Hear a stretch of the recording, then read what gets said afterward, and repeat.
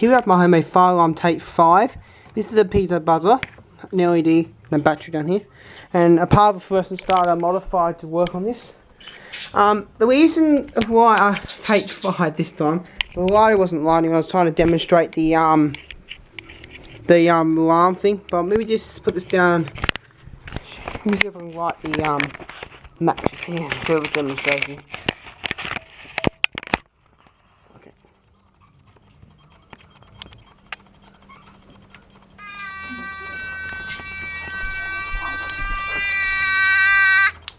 But my LED wasn't working then, but I'm not bothered.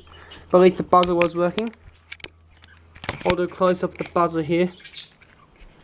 And I hope the LED lights up this time. I don't have to do a real fire on here. Just put your hand on the buzzer. Press it.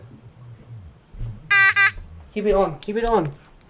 Put your thumb on there like that. Press it again. Press it.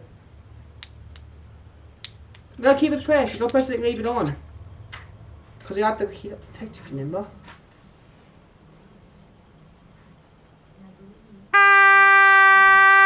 Yeah, the light lights up, but for a bonus here for all the fire alarm viewers who watch this, I don't hate the Bush Lights fire alarms. Film up there. At the smoke alarm. No. I'm going to do so much for my viewers this once. I'm not going to leave for a while. Get the camera sharp here. I know this time, I've been testing this for a long time, but watch up here. That's the real fire alarm. But that actually is a weekly test of that, but I haven't tested it in a very long time right now. But one quick with my homemade fire alarm, not activating this anymore. But that's my homemade fire alarm. Give us a thumbs up if you like this. And leave it, if you want to know what components I used, just leave a comment in the video. I'll tell you in the comments below what I used.